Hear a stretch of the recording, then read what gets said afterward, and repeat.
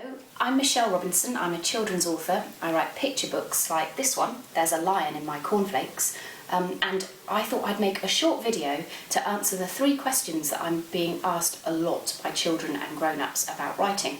The first one is, where do you get your ideas? So I'm going to show you where I get my ideas and how you can mine for ideas in a moment. I also get asked, how do you start writing and how do you write the stories? So I'm going to give you some tips on how you can start writing.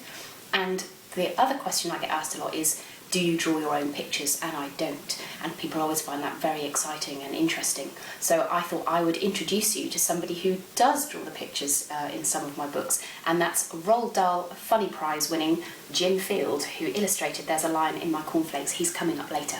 So let's get started and I'll show you how you can mine for ideas. Do you know that movie Snow White and the Seven Dwarfs? The dwarves go looking in the big dark cave and they're looking for a little shiny glint of a diamond, and they dig away all the rock around it in the hope that it might be a really big diamond, a really big glittering one, once they've sort of cleared everything out. That's how I imagine it when I'm looking for an idea. In all the clutter in my brain, I'm looking for a little glint of something promising that looks like it might be a great story, and then I push things around, I put different ideas together and see what can come up. There's one golden rule when we go mining for ideas, and that's not to reject any of your ideas, not to say, no, that's a silly idea, or that would never happen, that's too daft, or what a bad idea. No ideas are bad at this stage, all ideas are good ideas. So it's just a case of being kind to yourself and letting everything come out. So with my daughter's Hello Kitty pen, I'm going to write parrots in the middle of the paper because that's what I'm thinking about, parrots. And then I'm going to start writing down things to do with parrots. So pirates. I do hang out with pirates a lot. Parrots say things like pieces of 8, so parrots talk. So that's quite important. What else do parrots do? They say, pretty Polly. Polly want a cracker. They say that a lot, don't they? Why would Polly want a cracker? Crackers are a bit dry and boring. What if Polly didn't want a cracker? What if Polly was sick of crackers? She was bored. And what about that? Polly want a, don't know, hot dog? Maybe? So that could be quite interesting. What else do we know about parrots? Let's think. They're colourful. Very colourful. Blue, red, yellow. What about that? There's that one in that film, isn't there, Rio? He's called Blue, so I won't be allowed to call my parrot Blue, but we'll write down Rio, and I'll put a note to myself to watch that. That's called research. We get to watch loads of really cool programmes and films and call it work. It's good fun. So why? Maybe a parrot wouldn't want to be colourful. Maybe he wanted to blend in somewhere. Maybe he wanted to be dull, or maybe there was another animal that was jealous of the parrot because he's so bright. I'll write down dull. I'm not sure. It doesn't feel like it's going anywhere, but we'll write it down. We'll see. What about where parrots live? What about the jungle? Or in a cage? That'd be a bit sad. I'm going to doodle a cage now. Sometimes I like to doodle as I go. I'm rubbish at drawing. It doesn't matter. It's not important. Now, yeah, a parrot in a cage, that's a bit sad, isn't it? A trapped big bird in a cage, so he'd be sad if he was in a cage. Feelings are really, really important in stories because they're how we as readers sort of engage with the character and what's happening to them. So sad or bored, that's good because we can take them somewhere in the story. They can go from being sad to, at the end, being happy. So how would he do that? If he started in a cage and he was sad, how do I get him to happy? Well, he's going to have to get out of the cage and live somewhere else. Where would he want to live? Probably the jungle. Maybe he's a trapped parrot who lives in a cage and dreams of being a pirate's parrot. That could be quite interesting. That's probably, if you're a parrot, that's probably like the best job going, being like on a pirate's shoulder. Where do pirates get their parrots? I've no idea. Do they maybe find an egg on an island and take it on their ship and wait for it to hatch? Eggs is interesting. Eggs make for very good stories. So parrots hatch from eggs. That's quite important. So I'll write that down. I might draw a little egg, drawing it hatching to make myself think about baby parrots and where they come from. So this is how it starts to take shape. I know that some of these ideas won't make it into my story. I know that some of them are probably a little bit too ordinary. Maybe they've been done before by someone else. Most stories have, you know. But at the moment, I'm still very much in ideas phase, so I'm not going to say no to anything. Remember, that's really, really important, just to be gentle on yourself and to allow anything you want to fall out on this bit of paper. So I thought I'd give you 3 tips on how you can get started writing yours once you've got your idea. Here are my 3 tips. Tip 1, put yourself into the character's shoes. So we call it writing in the first person, so you say I and me, and you write as if you were that character. So if I were being Polly, I might start my story something like, I went downstairs this morning for breakfast and, would you believe it, my mum had given me crackers again. They were dry and boring. I was feeling really fed up and I was really cross with mum. Tip 2, try a running start. Okay, so what you have to do is imagine running, the physicality of running. So you are the character and you're running somewhere.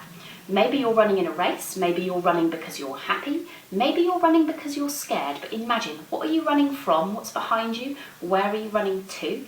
Is anyone running with you? How do your feet feel as they hit the floor? Can you hear your heart pounding in your chest maybe? Can you hear people cheering you along?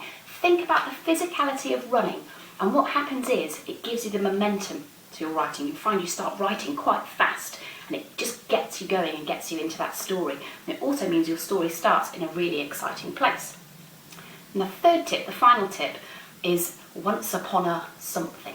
So start your story once upon a, but you're not allowed to say once upon a time. It has to be something else. So this gets your vocabulary going, makes you thinking of all the words that you know in your brain.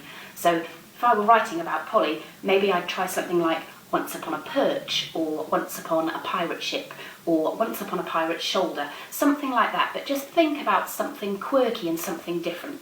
And sometimes that just gets you thinking a little bit differently and starts your story off. So there you go, 3 tips on how to start writing.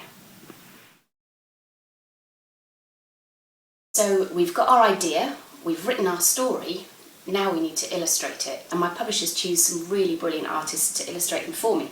People like Kate Hindley, Peter H. Reynolds, look at that one, elephant, Nick East, Leonie Lord, and now the wonderful Jim Field.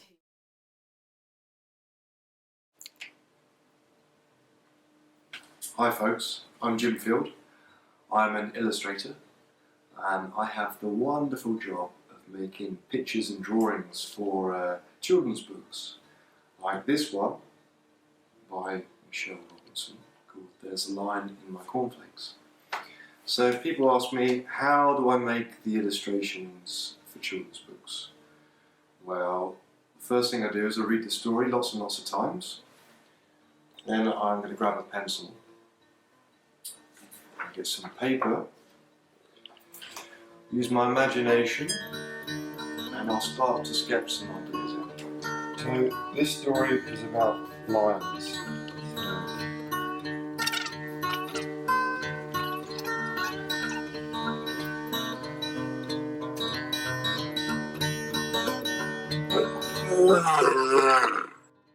So the final part of making a picture book is the artworking stage.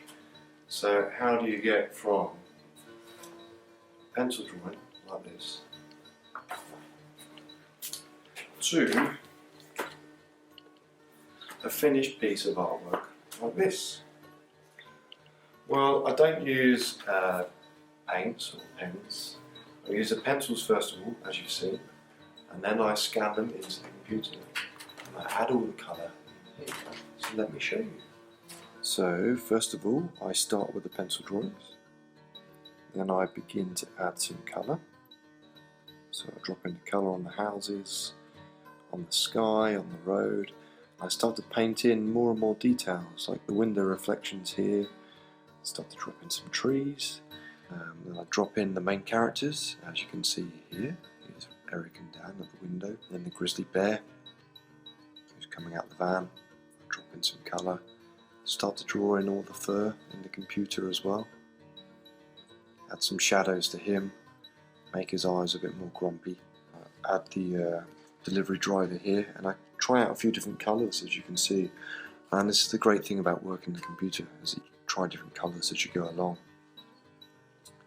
So then the finish sort of touches to the scene is adding the light and the shadows. This really brings the picture to life, as you can see. And there we have the finished piece that will be ready to go off into the book. That's how I make the artwork for picture books. I hope it was interesting for you. So that's it. Now you've got some good tools to use. You know how to mine for ideas, you've got 3 ways to start a story, and you've got all the knowledge you need to go and draw and create something really wonderful. Have fun.